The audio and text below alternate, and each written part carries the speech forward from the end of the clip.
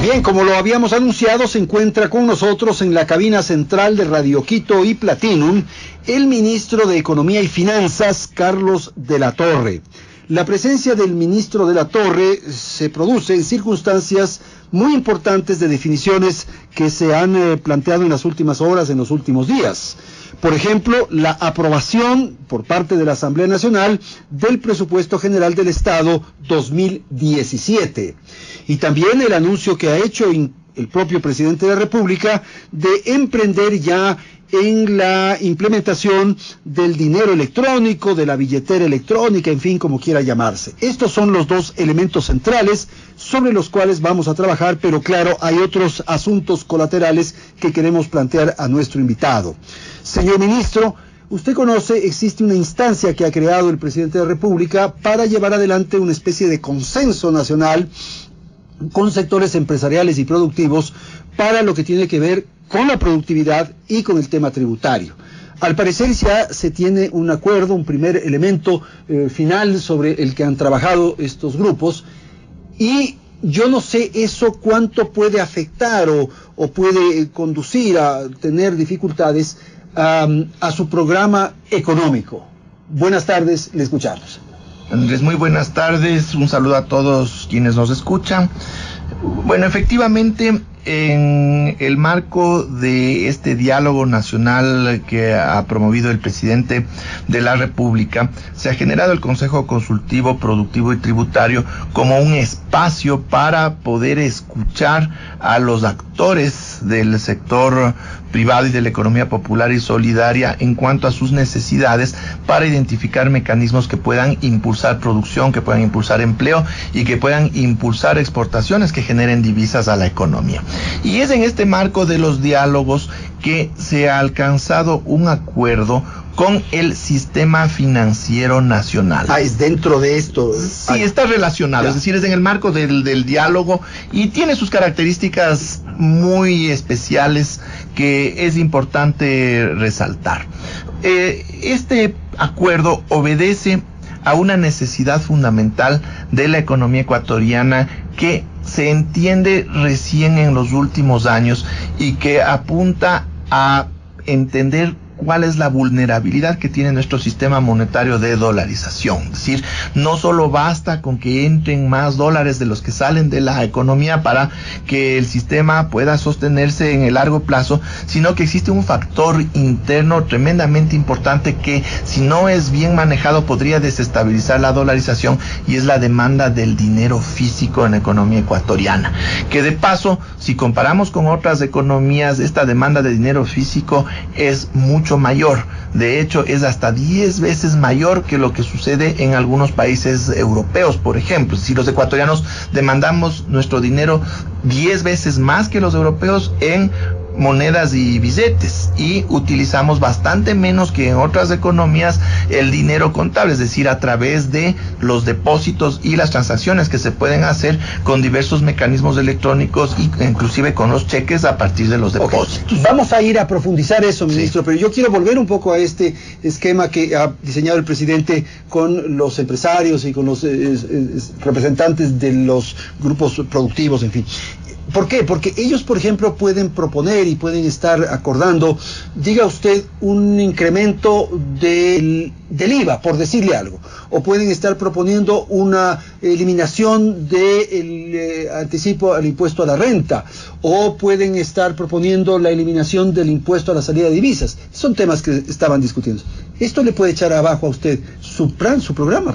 No, es que eso es lo que se tiene que evaluar, es decir, sobre la base de los pedidos que hacen, porque hay pedidos de todo tipo y algunos de ellos implicarían sacrificios fiscales, y eso tiene que evaluarse en un contexto en el que tenemos dificultades en el manejo fiscal, por cuanto todavía estamos en una etapa de recuperación débil en la que los precios del petróleo no han repuntado, es decir, tenemos problemas de ingresos, ¿ya? Y tenemos que lidiar con un gasto público que es difícil de reducirlo en el corto plazo. Entonces, eso es lo que yo decía en algún momento, los empresarios ya se conocen, esto les he dado algunos de los elementos.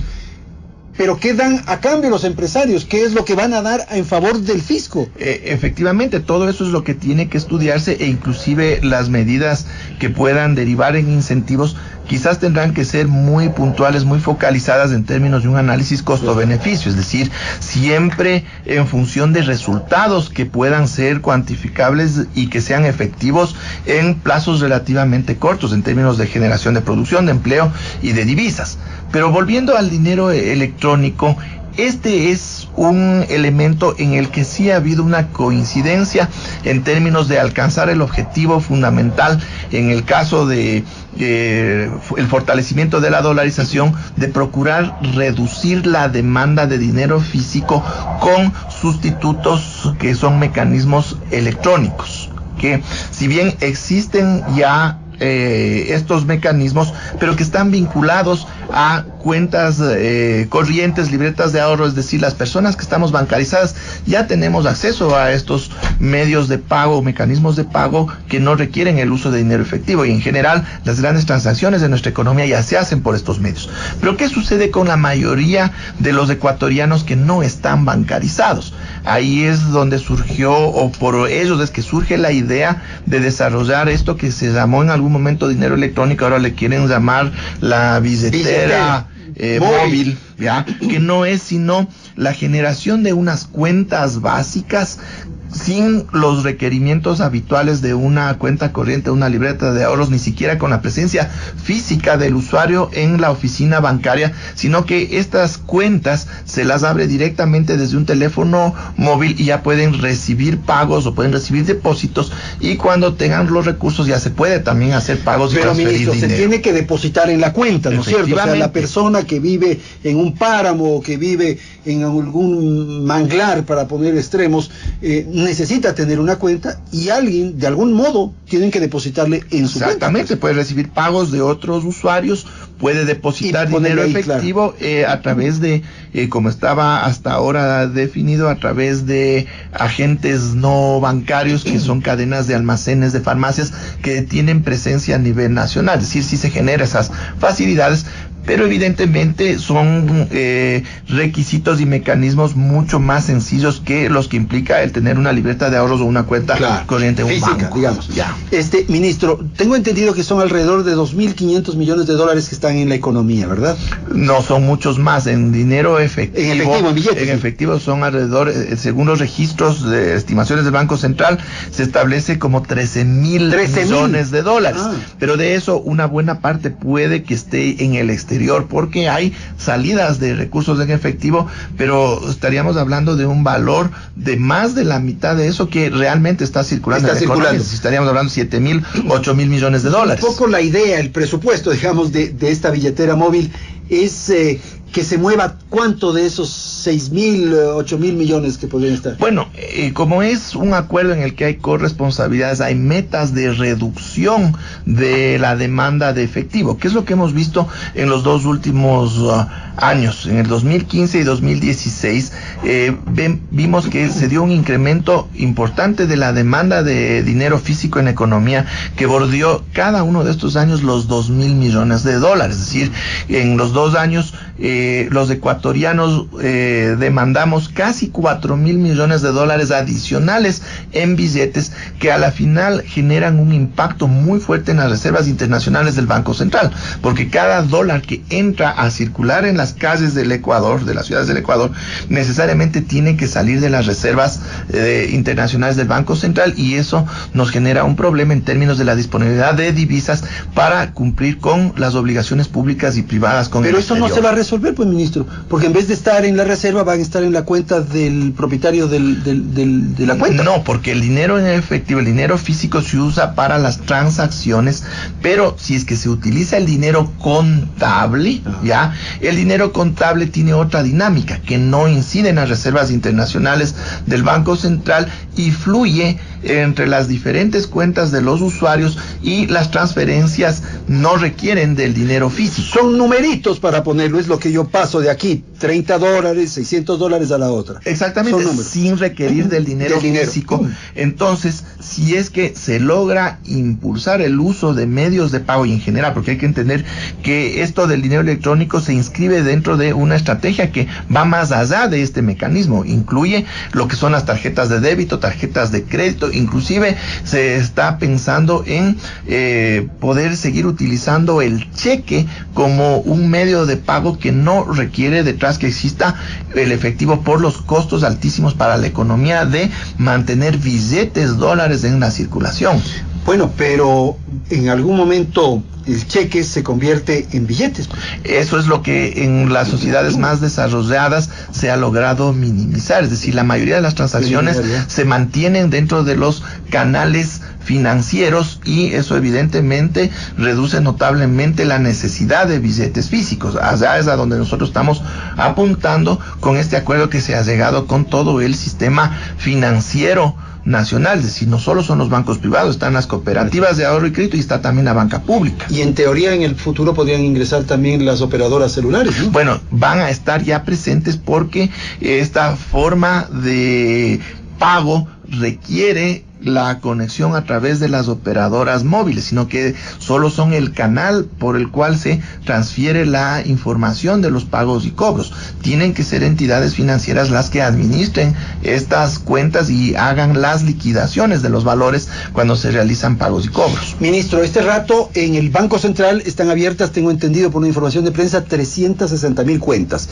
Ellos se benefician, quienes tienen ese sistema, de la devolución del IVA. Sí. Para cuando esto se traslade, se pase a manos de la banca o del sistema financiero privado, ¿qué va a ocurrir con eso? Eso es uno de los elementos que tendrá que evaluarse si es que continúa este mecanismo o no, porque desde la perspectiva de generar incentivos para el uso de medios de pago electrónicos, en este caso la billetera móvil o antes del dinero electrónico, es muy importante la generación de los incentivos, pero por el otro lado sí genera un esfuerzo fiscal. Entonces eso tendremos que evaluar y también dependerá de otros factores que ya tengan que ver con la operatividad misma del dinero electrónico ya en manos de las entidades financieras públicas y privadas. Y esos incentivos y esa promoción y ese convocar y en fin, le corresponde al sistema privado, ¿verdad? Este rato.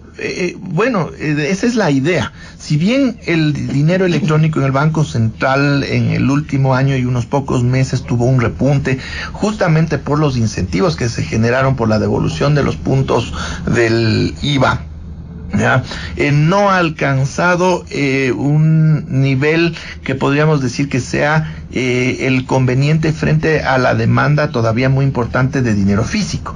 Entonces, uno de los razonamientos en este sentido es que las entidades financieras, en este caso principalmente bancos privados y las cooperativas, están mucho más cerca de los usuarios, es decir, pueden acceder más fácilmente con sus productos y servicios financieros a la gran mayoría de los ecuatorianos, cosa que se le dificulta al Banco Central porque su relación habitual de operación no es con los usuarios finales, es decir, es una operación que se maneja a nivel de entidades financieras, ¿no? Entonces, en ese sentido, se ve que hay un espacio importante que puede ser aprovechado por las entidades financieras, principalmente las privadas, para acceder a nuevos usuarios. Ministro, en la práctica, digamos, en el ejercicio diario, en fin, el rato que yo tenga una cuenta con un dinero electrónico, yo puedo hacer pagos desde mi celular, ¿verdad? Hago una transferencia y pago esta cosa, en fin. Pero hay en otros lugares que se puede pagar el taxi, por decir algo. Sí, definitivamente. Esto habrá que ir implementando, supongo, no será inmediato. No, efectivamente, la ampliación de la red de pagos y cobros va de dos vías. No solo es del usuario que puede mantener su cuenta, sino también es del establecimiento. En este caso sería el taxi, sería el transporte público en general, que basta con tener también un teléfono móvil o algunos dispositivos electrónicos integrados al teléfono móvil pueden recibir automáticamente pagos, inclusive cuando son tarifas fijas, cuando se sube uno al bus, con un aditamento al teléfono que va en la carcasa, solo pasando con la proximidad de un aparato al otro, ya se puede canalizar el pago. Es decir, existen todas esas opciones que son de muy bajo costo para los usuarios, que pueden irse implementando al momento en que ya este sistema se masifique.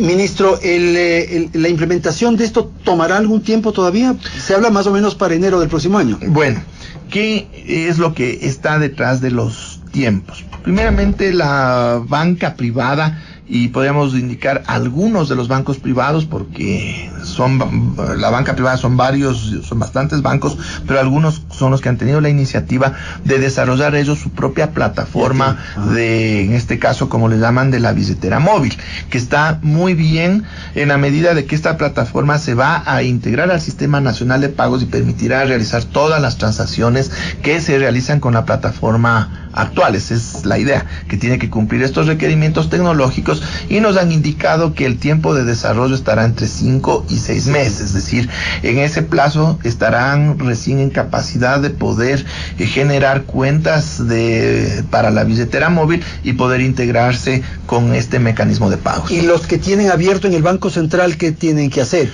¿Tendrán que cerrar esas cuentas y abrir, o se las traslada inmediatamente? Ya, el acuerdo al que se llegó es que las cuentas ya no continuarán domiciliadas en el Banco Central. Entonces tendremos que buscar algún mecanismo para que esas cuentas puedan migrar a las otras entidades que empiecen a operar con el dinero electrónico, pero esto tendrá que ser de acuerdo a la voluntad del usuario, es decir, cada usuario tendrá que elegir e indicar a dónde tendrá que migrar su cuenta. Entonces esos procedimientos tendremos ya que irlos afinando, pero la idea fundamental es que el usuario pueda tener la libertad de decidir dónde quiere que ahora esté domiciliada su cuenta. Ministro, estas preocupaciones más terrenales, si cabe, me parece que podríamos abrir el micrófono unos minutitos para que la ciudadanía le pregunte a usted directamente, de modo tal de conocer cómo va a funcionar y estas preocupaciones que puede tener la población, de modo que vamos a abrir el micrófono unos minutos para que el ministro explique cómo funciona el tema de la billetera electrónica.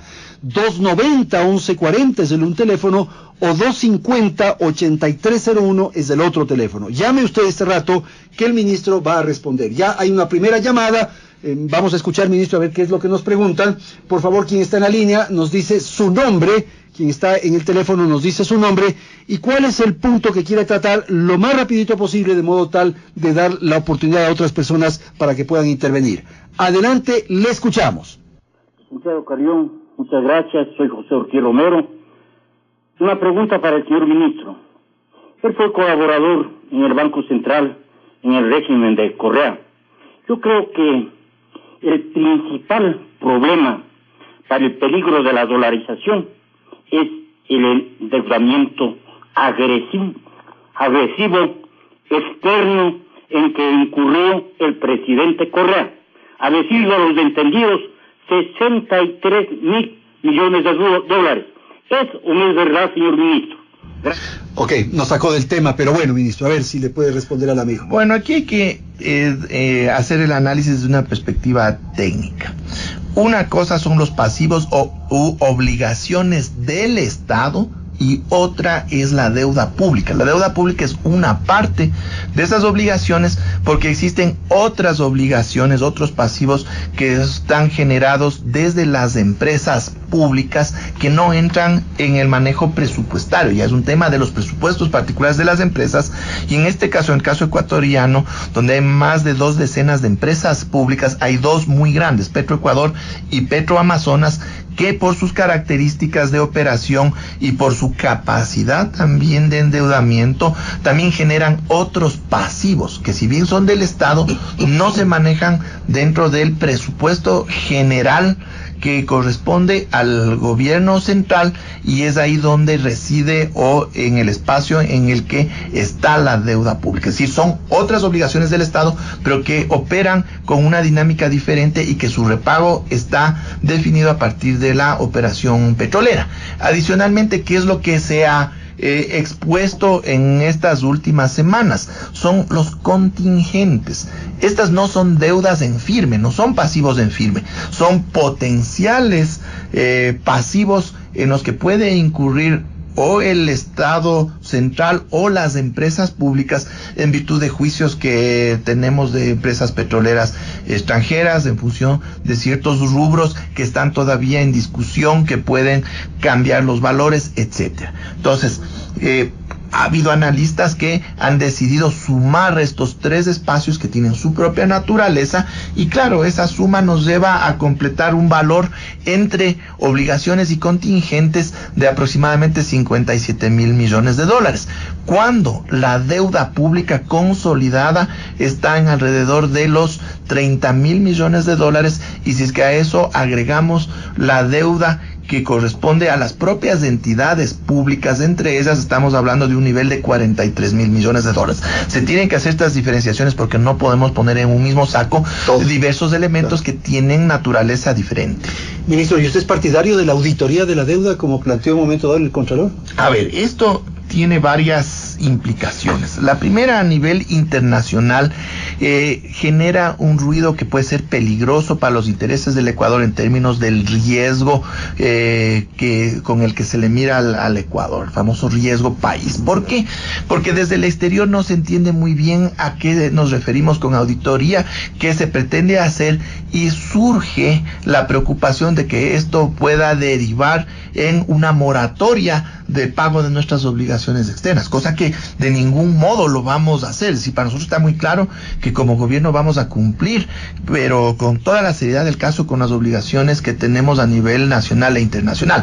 Pero esa percepción, esa preocupación que se genera a nivel internacional puede cerrarnos futuros financiamientos y en mejores condiciones a los que podríamos acceder más adelante. Entonces, ¿qué es lo que sucede internamente? En términos de qué se realizaría esa auditoría, en términos de en qué se utilizó el endeudamiento o ese financiamiento, que desde la perspectiva normativa tiene que orientarse a proyectos de inversión, cosa que normalmente sí sucede, porque los multilaterales y los organismos financieros regionales nos entregan recursos, nos financian directamente proyectos específicos. Entonces ahí no hay mayor espacio. Pero el destino de esa deuda hay que saberla. Está bien, sí, es decir, se puede hacer un análisis, se puede hacer una evaluación, siempre y cuando quede bien claro que esto no va a implicar que entremos en una situación de moratoria. No, claro. Tenemos otra llamada, vamos a dar paso a la persona que está en la línea, por favor, si nos pregunta o hace la consulta que quiere, adelante, le escuchamos. Muy buenas tardes, señor ministro, señor Carrión. Yo quería hacerle una pregunta, soy una persona no vidente. ¿Cómo podríamos nosotros manejar esta tarjeta? Porque para nosotros, si un celular es imposible, peor manejar esta tarjeta. Quisiera que me ayuden en eso, por favor. Bueno, no es tarjeta para es el teléfono móvil. Ahí yo más bien me imagino estos ya son desarrollos de los informáticos que podrían establecer mecanismos para que las personas no videntes a través de sonidos puedan poder elegir las funciones y operar con su teléfono móvil. Eso ya no compete al ámbito en el que yo me desempeño, ya es un tema tecnológico que más bien yo creo que es adecuado ponerlo en consideración para que el acceso sea a todas las personas independientemente de que puedan presentar alguna limitación para el uso del mecanismo convencional. Que es un poco lo que pasa con los billetes de trato, los billetes físicos, o sea, las personas que no ven, no sé cómo hacen para manejar el dinero. Exactamente. Las monedas entiendo que son más hábiles porque ahí tienen ciertas dimensiones. Sí. Por favor, tenemos 2 llamadas más y cerramos. Por favor, la persona que está en la línea, adelante, le escuchamos. Muy buenas noches, señor ministro, por hacerle una rápida pregunta. Básicamente quería saber cuál es el beneficio que los bancos tendrían al manejar este sistema. Les cito un ejemplo. Cuando vamos donde la vecina de la tienda para cargar nuestro celular, la vecina cobra 10 centavos extra o 5 centavitos extra por el servicio de cargar el celular en nuestra cuenta como intermediarios. ¿Cuánto van a ganar los bancos? Porque asumo que no lo van a hacer de una manera ad honorem, es decir, no van a invertir recursos y contingente de manera gratuita. Muchas gracias por su respuesta. No, evidentemente es una línea de negocios adicional que van a tener las entidades financieras y los ingresos que van a obtener es a partir de las tarifas, que son las que ya están ahorita aplicándose al mecanismo que está operando el Banco Central. Y dentro del acuerdo al que se llegó con el Sistema Financiero Nacional es que estas tarifas deben mantenerse en esos mismos niveles. En lo posible bajar, pues, ministro, porque usted este rato para el cajero de un banco que 50 centavos. No, a las que me refiero a las tarifas del dinero electrónico. Que son bastante más reducidas que las tarifas de los servicios similares que están asociados a las cuentas corrientes y libretas de ahorro. Es decir, son tarifas bastante más reducidas, que el acuerdo es que se deben mantener en esos niveles reducidos, porque si no, no sería atractivo este mecanismo de pago para la gran mayoría de los ecuatorianos. Tiene que ser atractivo en términos de costos bajos, no solo para el usuario, sino también para el establecimiento que recibe los pagos. Y aquí hay que entender que dentro de los acuerdos que se ha hecho en relación a las tarifas, el beneficio que tendrían las entidades financieras ya no va a estar en términos de los precios, sino en términos del volumen de la operación, porque si se masifica este mecanismo, que esa es la idea, para reducir el uso de efectivo, respecto del cual hay metas que también tienen que cumplir.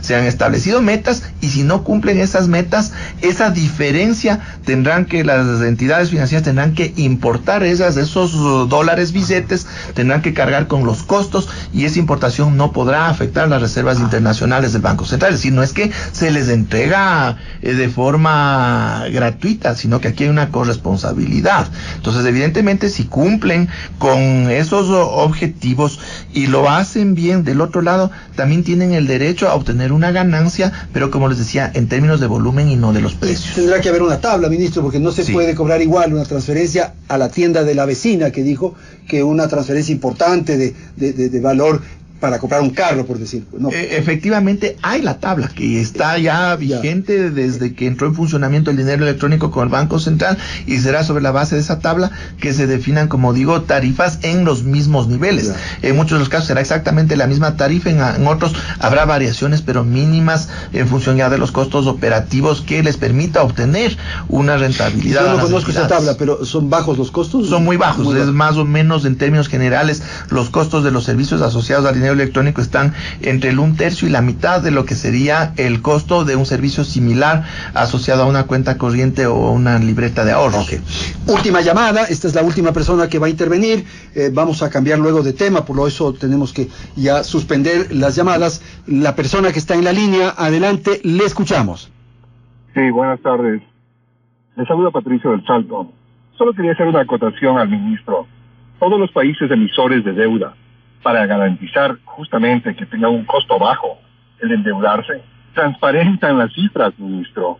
Usted no puede aseverar que hacer una auditoría de la deuda externa podría generar expectativas negativas, porque usted está hablando políticamente, y le doy el consejo: sea un técnico transparente, las cifras de a quién debemos, en dónde se invirtió y a qué costo pagamos esas deudas, para que cuando podamos refinanciarlo lo hagamos con la transparencia de la información, y no para encubrir una demagogia política de los corruptos como Rafael Correa, que nos gobernaron. Ok, muchísimas gracias al amigo. Ministro, respecto a este tema que plantea el amigo oyente, la auditoría tendría como afán justamente transparentar esto y permitirle a usted renegociar, que me parece que es el paso que va a emprender ya en las próximas horas prácticamente. Pues. Bueno, es que aquí hay que entender qué es lo que se transparenta y qué es lo que se audita, porque hay que mirar que son espacios diferentes.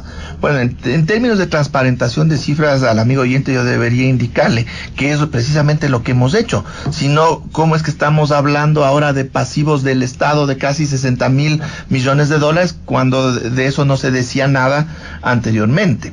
Asimismo, en términos de la deuda, ya hay las cifras muy claras, pero la auditoría de la deuda no es con quienes hemos contratado la deuda, porque esa información es pública.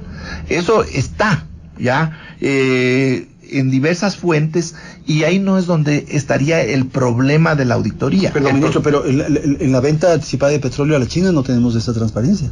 Bueno, ahora sí, cuando el presidente Moreno hizo la explicación de todos los pasivos del Estado, ahí están los rubros en donde está precisamente las ventas anticipadas que hicieron las empresas petroleras, ahí están los montos. Es decir, obviamente no vamos a tener no van a ser públicos ya los contratos específicos, pero sí los montos agregados, y se ha hecho un esfuerzo muy importante en ese sentido que yo quiero aclarar y defender. Es decir, aquí no se está escondiendo nada.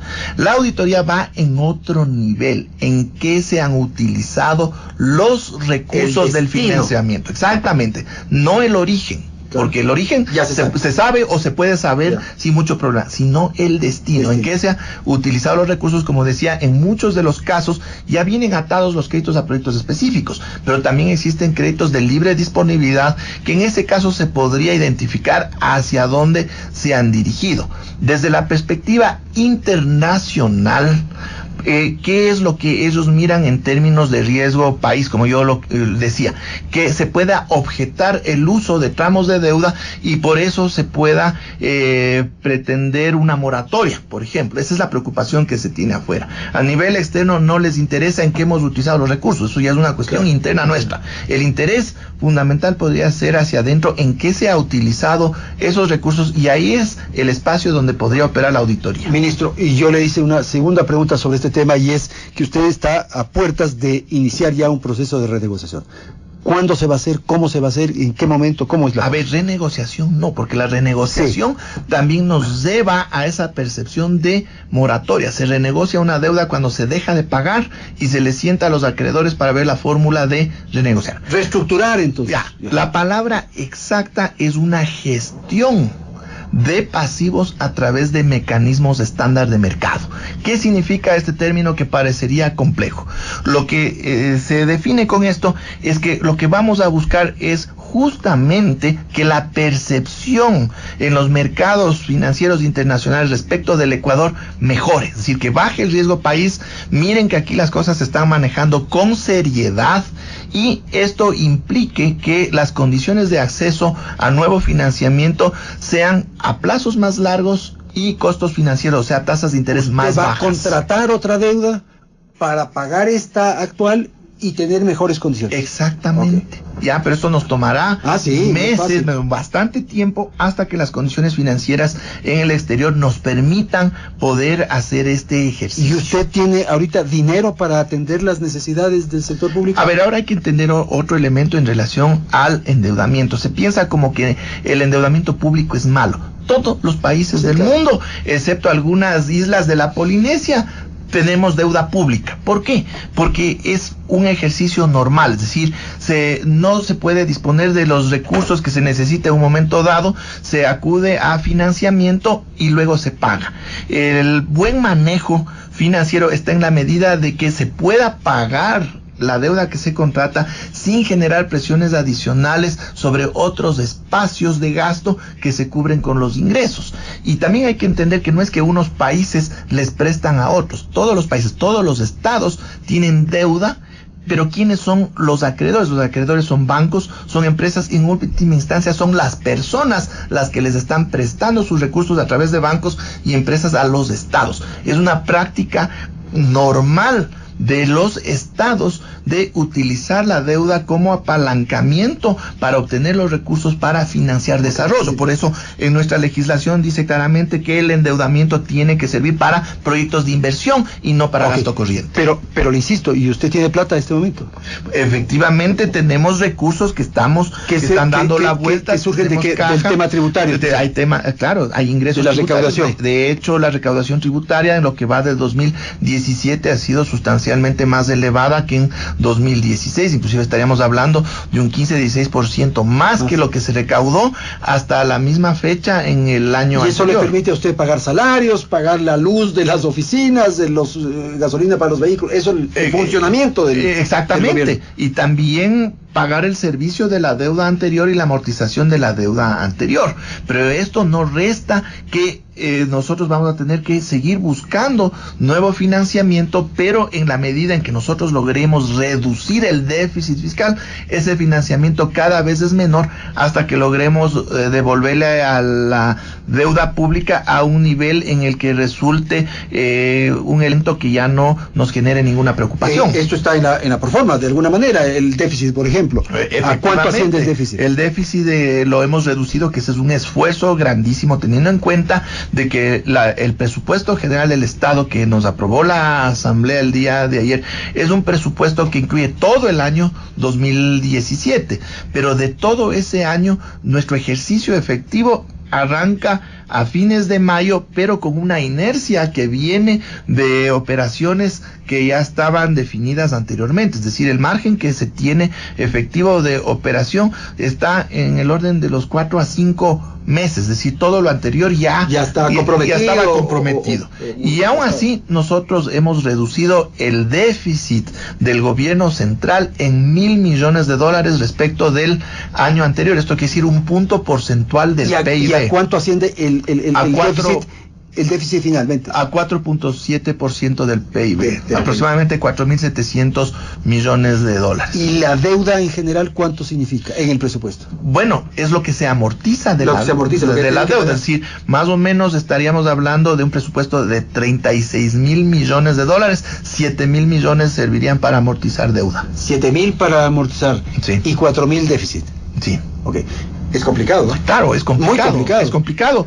Pero tampoco es una situación extrema, eso tenemos que tener en cuenta. Estamos en una situación que nos toca manejar un peso que se ha vuelto importante del servicio y la amortización de la deuda pública, pero de todas formas no estamos en una situación ni de sobreendeudamiento ni de que la carga de ese servicio sea excesiva.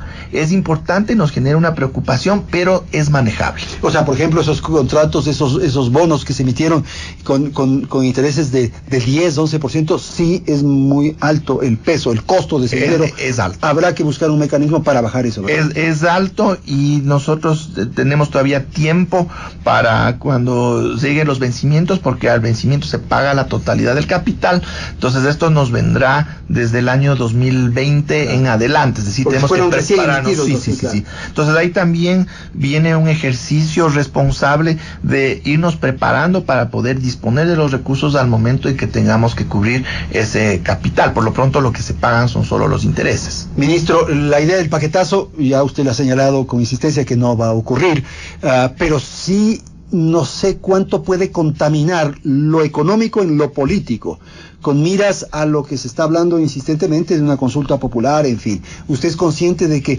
podría echar a perder esa iniciativa política si es que hay dificultades en la economía? Definitivamente, la economía no puede separarse nunca de la política, es decir, son espacios que están intercomunicados, y acciones o expectativas que se generen en un espacio pueden complicar al otro espacio. Es decir, nosotros tenemos clara conciencia de aquello, y también en el ejercicio técnico del manejo económico y financiero tomamos muy en cuenta los elementos políticos. Ya había yo comentado cómo ciertas declaraciones en relación a la deuda y otros eventos políticos de la coyuntura pueden generarnos efectos negativos en nuestra imagen a nivel internacional, y nos toca establecer también mecanismos para poder contrarrestar esos elementos. Nos toca conversar mucho con las calificadoras de riesgo, estar en contacto permanente con los organismos financieros regionales, con los multilaterales, para poder calmar cualquier expectativa negativa que se pueda generar respecto de el desenvolvimiento económico y político del Ecuador. ¿Qué es lo que le quita el sueño, ministro?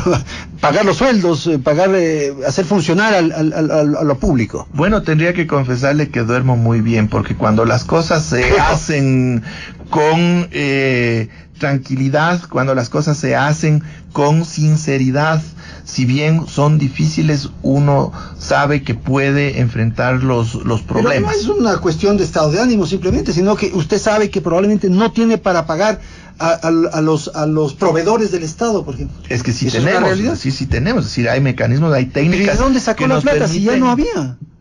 No, es que no había. Había que hacer esta emisión de bonos porque estaban desesperados. A ver, no es que es una cuestión de desesperación, es una cuestión de poder mantener los flujos de caja que se requieren para poder cubrir unos gastos que se habían presupuestado.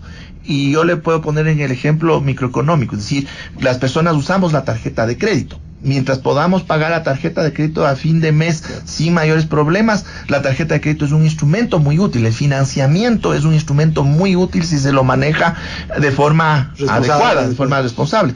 En los últimos años, desde el año 2007 a la fecha, nunca se ha dejado de pagar los sueldos al sector público, por ejemplo.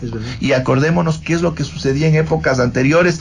Teníamos ya los paros de los maestros, los paros de los médicos. ¿Por qué? Porque se les debía 3, 4 meses de salario. Eso nunca ha pasado. ¿Eso qué quiere decir?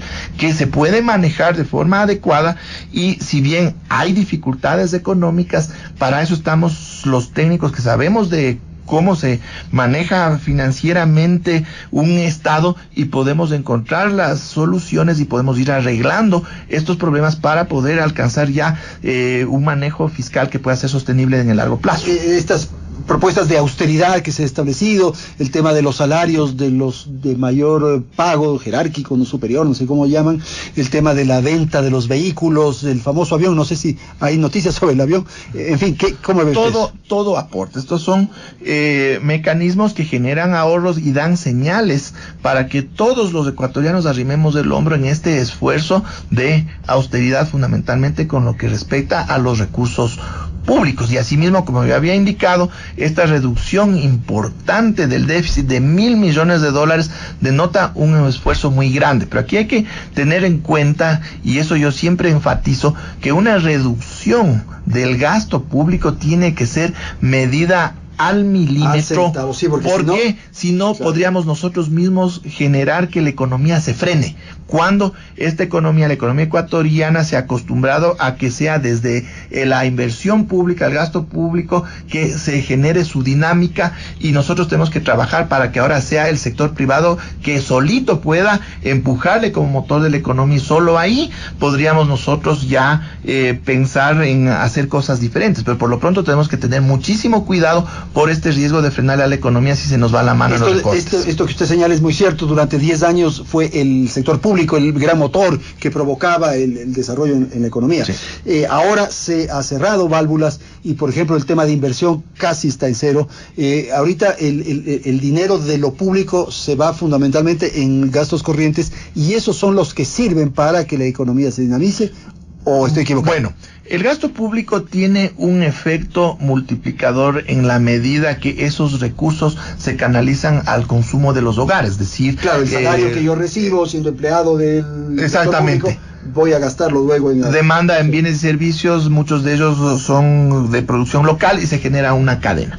Lo que es inversión pública tiene un efecto multiplicador más fuerte todavía. ¿Por qué? Porque significa contratación de obras de infraestructura, por ejemplo. Eso implica construcción, eso implica a su vez las cadenas que están articuladas a la construcción, las cadenas que están articuladas a otros servicios que brindan privados al sector público. Entonces, ¿cuál es el riesgo? De que al recortar estos gastos corrientes y de inversión se paren esas otras dinámicas. Entonces, lo que nosotros hemos buscado en este caso es que esta reducción esté en la medida de que ya no se van a seguir dando nuevas inversiones en estos grandes proyectos de infraestructura. Ya están listos, ya están terminados. Entonces, eso nos genera un alivio en términos del uso de recursos, pero sí vamos a continuar con algunos proyectos que están en curso. No los podemos dejar parados a medio camino, pero no hemos emprendido nuevos proyectos especialmente de infraestructura. Ok.